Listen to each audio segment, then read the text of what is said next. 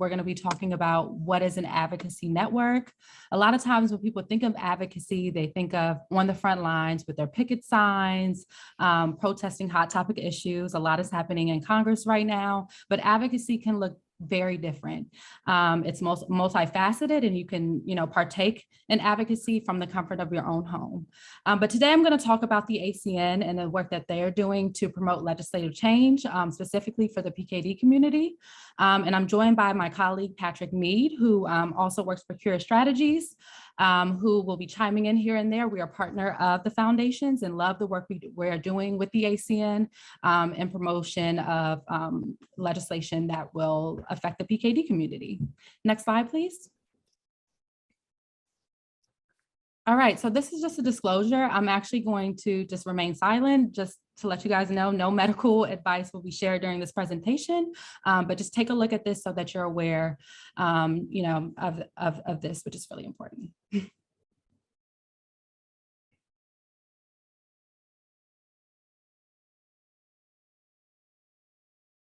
All right, we can move on to the next slide. All right, so wanted to introduce ourselves again. My name is Sydney Shepard. I am an account supervisor with Cure Strategies. We're a partner of the foundations. I have about 6 years of experience working to build grassroots programs and promotion of different policy issues, ranging from hospice to cardiovascular issues. This is work that I thoroughly enjoy because, again, a lot of people don't really have an understanding of how policy works and how you can promote legislative change. And there's so many opportunities to engage in it. And I also love learning about all the different stories and how specific diseases and illnesses affect people's quality of life, and looking for long-term solutions that can help them improve that quality of life. I'm going to kick it over to Patrick if you want to introduce yourself. Yeah, absolutely. Hey, everyone. Lots of people that I've met on this call and lots of people that I hope to get to know better. Thanks for joining us tonight. As Sydney mentioned, I'm an account executive with Cure Strategies. I've had the pleasure of working with the PKD Foundation for going on 2 years through their Advocacy Champions Network and the recently launched Peer Ambassadors Program. And we're really excited to share a little bit about the Foundation's Advocacy Network with you here tonight. Thanks, Patrick. Next slide, please. All right, so what is the Advocacy Champions Network? So our advocacy champions, again, who have joined us for this call today, are top tier advocates. When you think about advocacy, there are different levels. At the bottom, you have people who engage, maybe tweet about public policy issues, might talk about the Living Donor Protection Act or other hot topic issues connected to the community. Then you have your advocates who might actually be more involved by maybe sending an action alert, trying to encourage other PKD community members to message their members of Congress and legislative staff. And then you kind of look at that top tier, and that's our ACN. Again, thank you guys for joining today. Our ACN is dedicated to building relationships with members of Congress and legislative staff. And what they do is basically host events and invite members of Congress. I don't know if Patty was able to join today to participate in events. They are building relationships with their members of Congress and legislative staff and promotion of public policy issues. They regularly engage in public policy training. So, how can we best promote policy issues? How can we leverage different social media platforms? How can we leverage our social networks to engage lawmakers in promotion of public policy issues? So basically, these are our supreme or top of the line advocates who are just dedicated to building a stronger PKD community and engaging lawmakers on behalf of their state and districts. Next slide, please. All right, so we have some of our ACN on this webinar today. I am going to start from the top of my screen with introductions, and I think I see Greg. So Greg, would you like to introduce yourself really quickly? Hello, greetings. Let me take a sip of my water real quick. Hydration is key. My name is Greg. I'm a PKD patient and advocate out of Baltimore, Maryland. I've been part of the PKD Advocacy Champions Network. It's my 2nd year. I've been participating in the PKD Foundation for many years. My mother is a PKD patient as well. It's me and her. She was a de novo case. She's got a transplant under her belt, 10 years post-transplant this June. And my dad was a living kidney donor. I've participated in another number of different research studies, whether that's taking different placebo-based research studies, or I've also done actual research. My undergrad was in genetics and I focused it in PKD. So I was able to work with some doctors and researchers at University of Maryland, which is pretty great. And then once I graduated from my undergrad, and for the past coming up on 6 years now, I've been coordinating organ transplant in Maryland. So I've been very involved with organ transplant and as a whole, and really very passionate about polycystic kidney disease and kidney transplant in general. Thanks, Greg. And I think I see Dean up next. I'm sorry, not Dean. Sorry, Tamara. Tamara, sorry. Yes. Hey, everybody. I am Tamara. I'm Tamara Y. Walker. And I say my middle initial because I do have a relative with the same exact name and we live in the same exact city. So we decided we'll differentiate each other with our middle initial. So I'm Tamara Y. Walker. I am an advocate and an ambassador with a number of organizations in the kidney and the transplant community. I share my experiences with PKD, polycystic kidney disease, dialysis, kidney cancer, and the removal of both of my native kidneys and a successful transplant from a deceased donor, thankfully. So I'm about 7 years, about to be 8 years out from my transplant. I'm so excited about that. And I'm so thankful that I was moved or uprooted from my hometown to move over 300 miles away, just so I can be near my supportive family to help me through this journey. And I wrote about my story. I wrote a book about it. It's called Medical Bill from Heaven, with everything that I've been through regarding PKD and, just like I said, dialysis, the transplant, and the removal of both the kidneys. And thank you for having me. Thank you, Tamara. Lainey. Hi, I'm Lainey. I am from Fresno, California. This is my first year in the Advocacy Champion Network, and it has been so much fun and so informative. This time last year, I was sitting in this session learning about what the Advocacy Champion Network was. So it's very exciting to be looking back and saying, oh, wow, I've learned so much. And I'm really excited for what the future holds too. I'm a PKD patient. I'm currently taking tolvaptan, so I'm going to pause every 30 seconds probably to chug a bunch of water. My dad is a transplant recipient. He actually was a recipient from my mom. So that was a wild ride about 5 years ago last week. I've experienced a lot of complications of my own, most recently sepsis from a kidney infection. And I also had preeclampsia with my daughter. So with all of that, I've really found that diving into advocacy work and trying to connect with others and just see kind of what good energy I can put into this community and into this world has really helped me kind of balance and deal with the things that come up. So I'm really happy to be here and really excited for what the future holds. Thank you, Lainey. Kay. There we go. Hi, I'm Kay Gilbert. I'm in Manhattan Beach, California. My then life partner, now husband, was diagnosed with PKD in 1999 and with no family history, that he knows of. So we knew, nothing.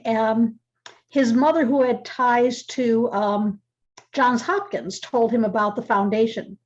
So the next conference he went to, and we've been going to the conferences ever since and educating ourselves. And we're huge proponents of these conferences. We have nagged and whined and pushed and funded them. And we're so glad to see that they're back on track to doing them annually.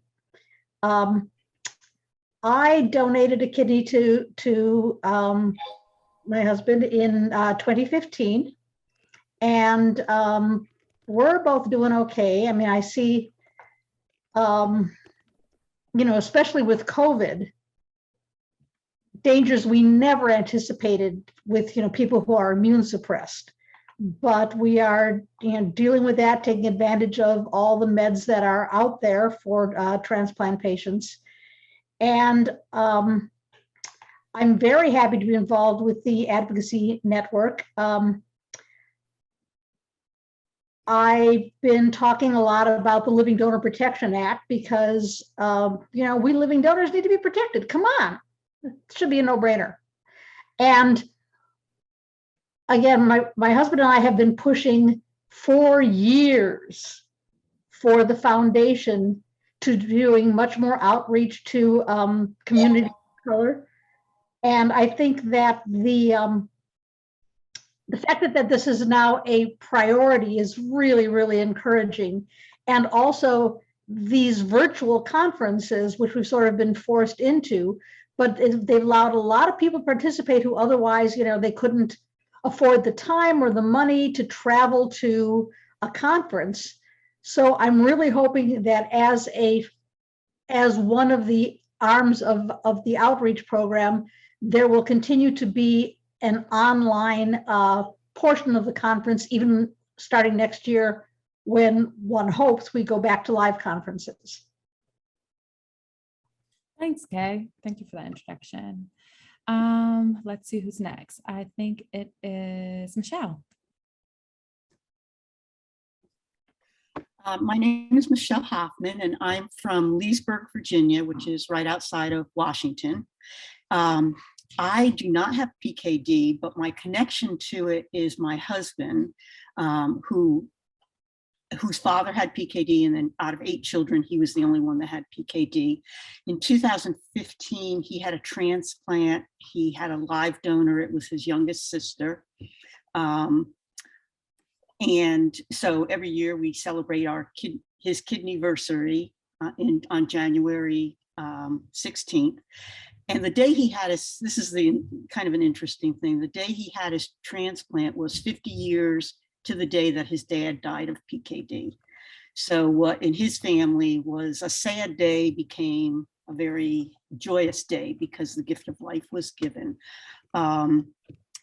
I first volunteered with the foundation. We did the walks for several years, and then 2 years ago I became the walk coordinator for our area, and then this year has been my first year as an advocate, and I found it to be very interesting. I've learned a lot about PKD, about services. I also learned how fortunate my family is because with my husband, out of 8 children, he's the only one that has PKD, and then he's had some complications, but nothing like other families have had. And so I would say that our process has been a very smooth process. He has had his, in 2020, he had to have his native kidneys out because there was complications. So he's had some other things, but I really have realized how fortunate we are. So anyway, and I've learned a lot about the legislative process because it's been a long time since I've been in school, a long time since I've taken a government class, a really long time. And even though I worked in a high school and I talked to government teachers, you don't get into the nitty gritty of how things work and how things get done. And so that's been a very interesting process. So I would encourage anyone that has an interest in PKD to go for being an advocate. It's been a great experience. Thanks so much, Michelle, and we appreciate your transparency. Jim Myers, I think Jim is on. All right, great. I think you have to unmute yourself. Hang on, I'm here. Okay. How are you? Well, I'm Jim Myers. I'm from Hammond, Indiana. I'm a PKD patient, 42 years now. I've been a PKD advocate for over a decade. I'm part of the Advocacy of Champions. I guess if I had to pick my forte, it would be advocating on social media. In particular, something I like to do very much is I do educational broadcasts for kidney patient on StreamYard. I try to do everything I can to raise awareness and to educate other people about our disease. I run over 80 groups on Facebook, and I'm on about every major social media platform that you can think of. So that people call me Uncle Jim, so please. Thank you, Jim.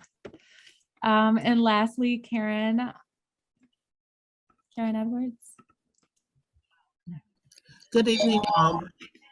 My name is Karen Solomon Edwards. I'm a patient. I'm an advocate and ambassador. I'm the only one in my family with PKD. I'm a public health official, retired public health official, and public policy is critical for me as a PKD patient and my advocacy as far as getting legislation passed, such as the Living Donor Protection Act. Currently, I am working with some individuals in the state of Michigan. We will be meeting this Thursday via Zoom to develop a strategy where we can get the LDPA sponsored and passed in the state of Michigan. I must say that my kidney journey has been very challenging. It has been very difficult. The pandemic did not help at all.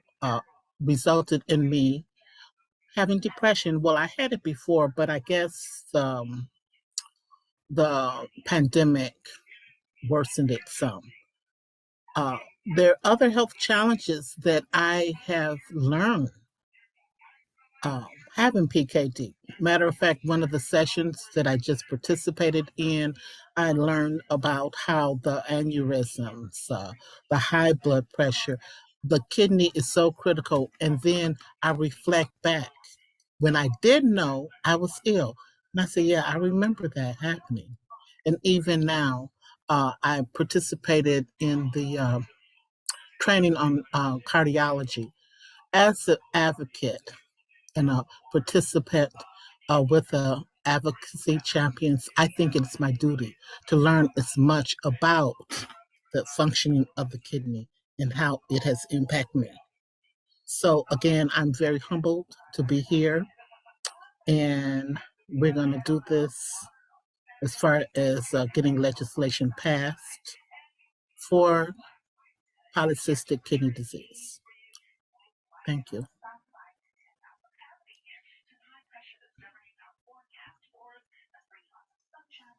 You're on mute. We can't hear you, Cindy. I was saying thank you, Karen, and I think Tim is actually last. So Tim.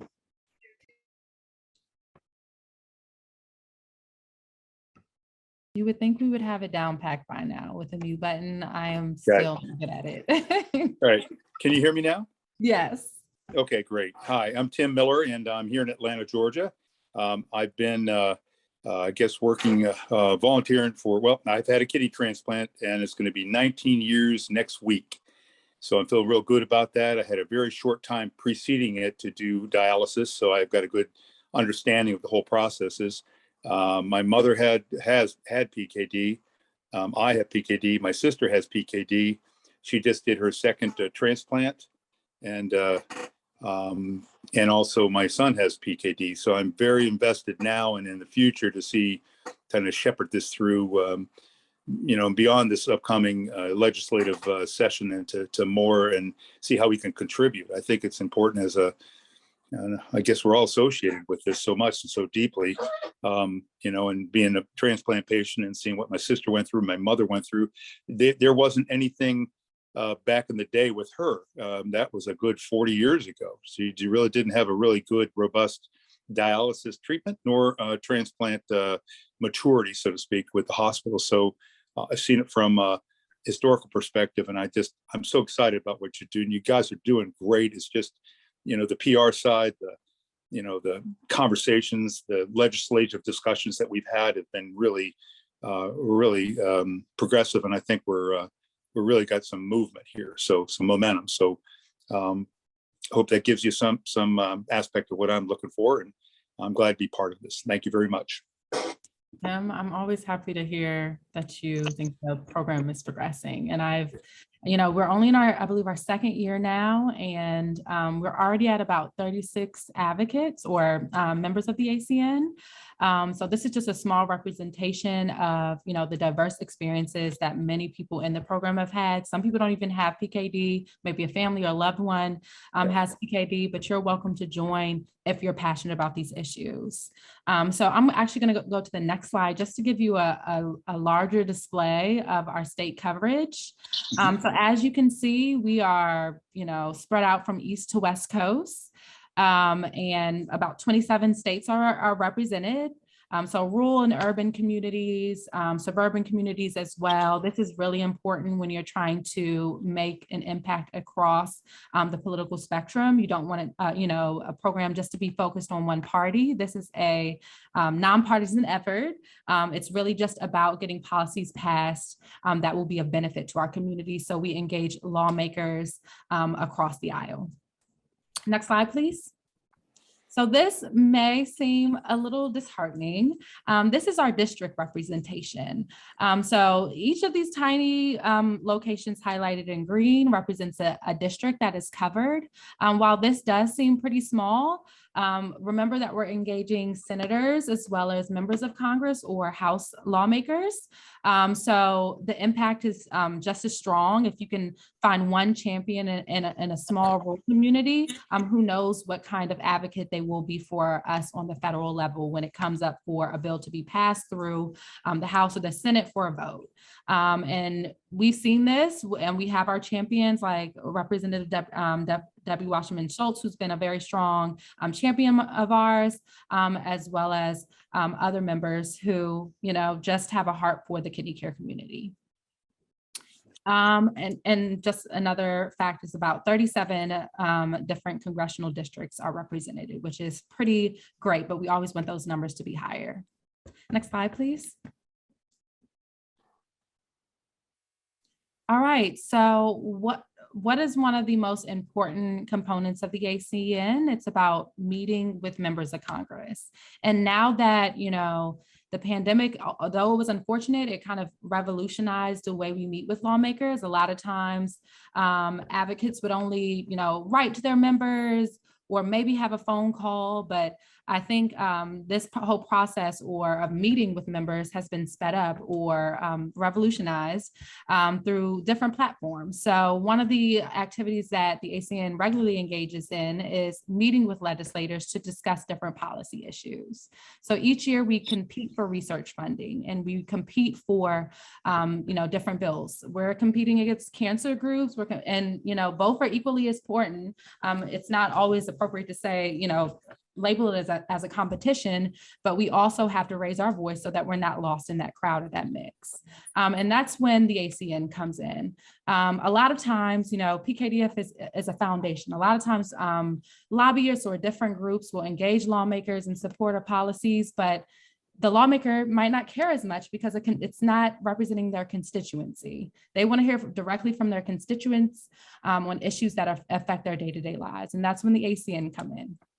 So ACN champions have met with their members of Congress in standalone meetings. This year, they participated in about 65 plus congressional meetings so far in 2022. And we're only about halfway through the year. So that's really remarkable for a group of 36. And that number is going to uptick, I'm sure, during August recess when members of Congress are back in their district trying to get rally up votes because we're coming to the end of the congressional term. So it's really impactful that we try to get the ball rolling, especially with bills like the LDPA, which have been around for a few Congresses. We're really trying to rally together to get this bill passed. But along those lines, they participated in 12 Senate level meetings and 7 House level meetings. And they also served as state leaders during our inaugural Advocacy Day. I don't know if you guys are signed up for PKDF Action Alerts. or just on the PKDF newsletter or to receive the PKDF newsletter. But this year we held our inaugural Advocacy Day, where members of the ACN, including some of the folks on the call, promoted the Advocacy Day, created videos, and I still believe they're up on the website, on Facebook, if you want to check them out. But basically, they have all this experience participating in training. They know what meeting with a member is like. They know what meeting with a staffer is like. They understand the policy, so they were able to serve as leaders and talk to other people who wanted to advocate and kind of guide them throughout their meetings during the virtual Advocacy Day. And I think that's a really remarkable component. Some of these, this was their first year being a part of the program, but they still stepped up to the plate, and it was extremely successful. And I think Patrick, he's going to drop a link to like the stats and just an overview of how the event went if you want to learn more about it, Patrick. Thanks. Next slide, please. All right. So ACN members also have a membership in just a Facebook group, but it's an awesome way to communicate in terms of like what's happening in their state, you know, strategies on how to engage legislators, sharing their stories. And, you know, it's a great forum. I think one of the best components of it is understanding that there are people who have shared experiences and being able to communicate those shared experiences without judgment. A lot of times people don't want to hear about your story. They've heard it before, but being in a community that understands or shares that same experience is really important. And that's another platform that the ACN are able to do that on. And then again, just share tips and tricks for outreach. The PKDF does a great job of providing resources or creating resources for the ACN to use during their engagement. They're just not doing everything from scratch, but have like a springboard to start from.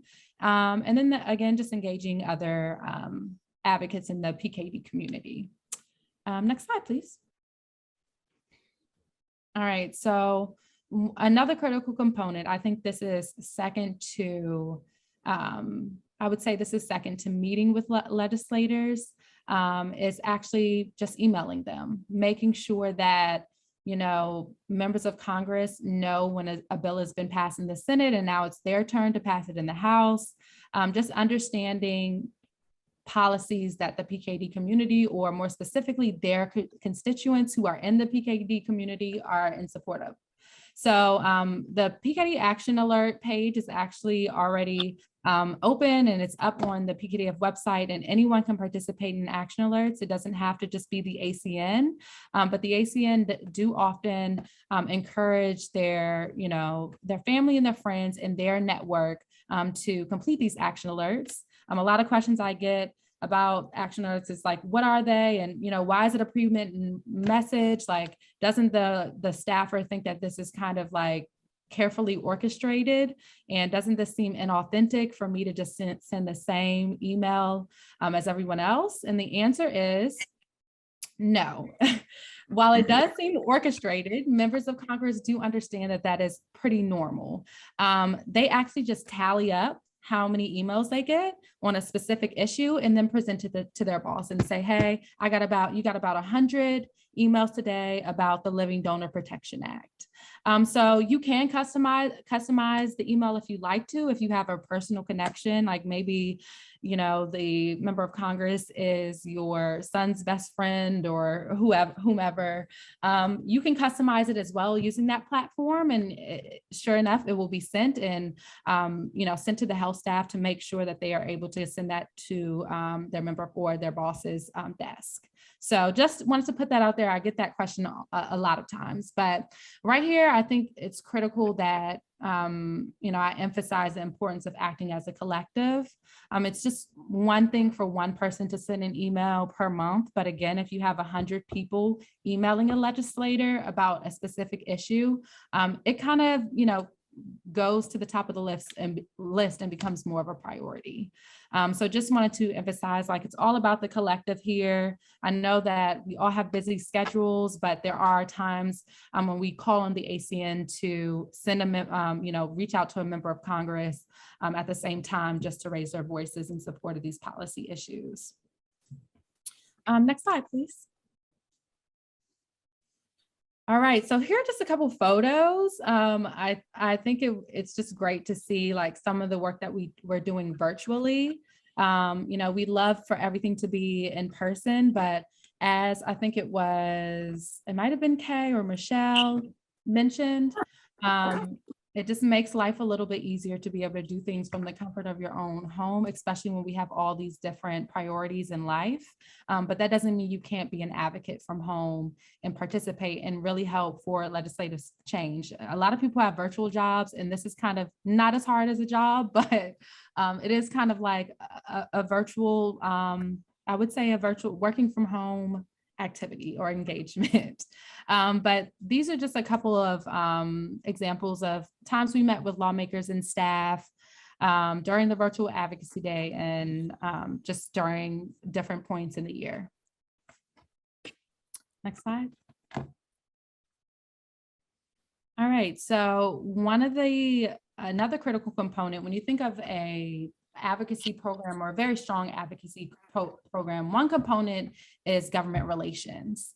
Again, our ACN receives training, so they understand the policies, they understand the bills, but another critical component is media. A lot of times members won't pay attention to, news that's happening in another state, but they're always tuned into their local newspaper. And so what we try to do is work with our ACN to get op-eds or letters to the editor placed in local media, and we often help the ACN in crafting that message. We definitely want it to be personalized, but we understand that sometimes it takes a second to get the wheels turning.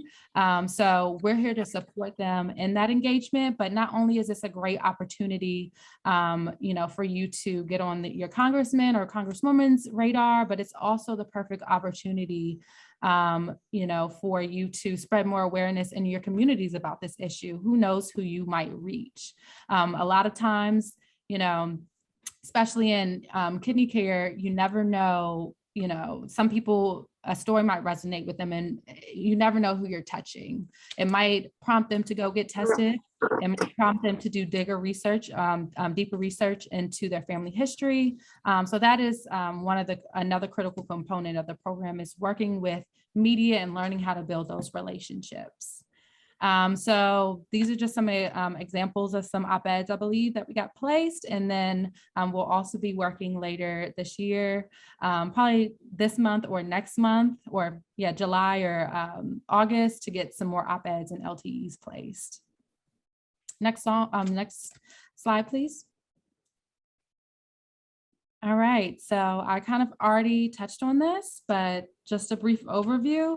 What is the Advocacy Champions Network? It's a strong voice to advance our advocacy goals.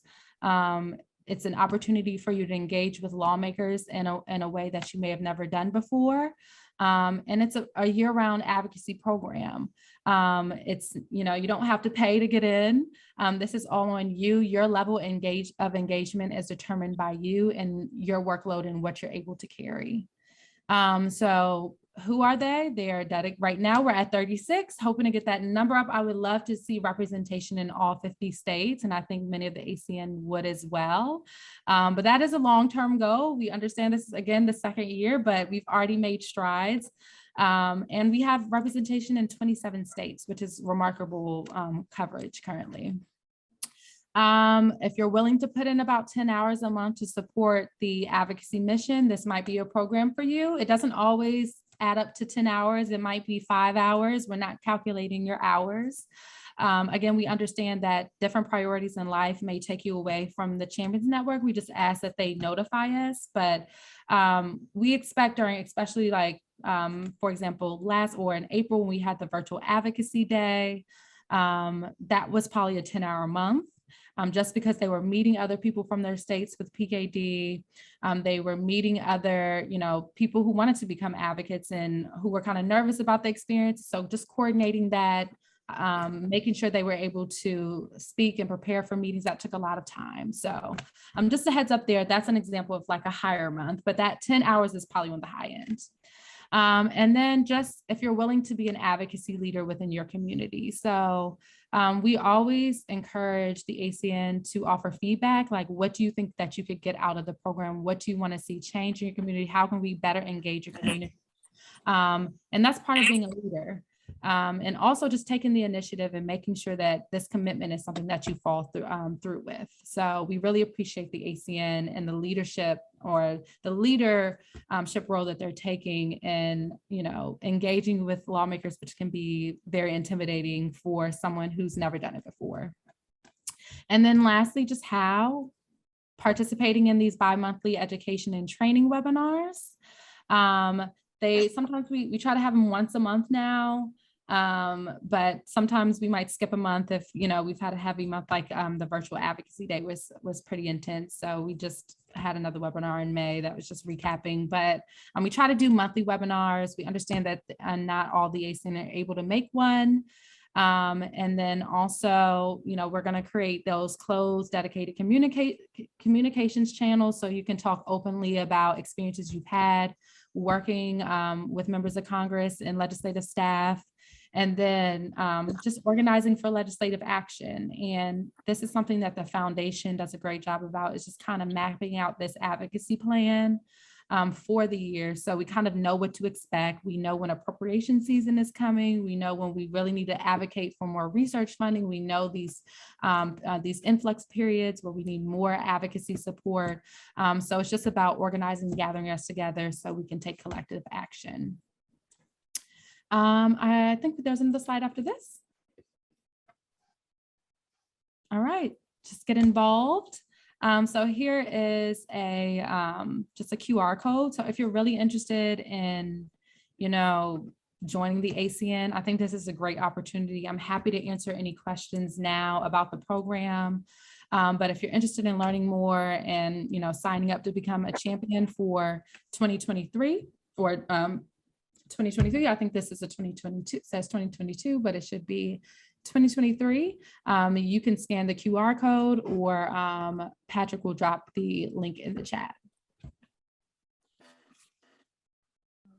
Thank you, Sydney. I don't have any questions in the chat window right now, but if there's anyone who has any questions, type them in the window. We'll ask them, and we'll get it going. We really only have about 12 minutes left in the session, but we're certainly open for any questions.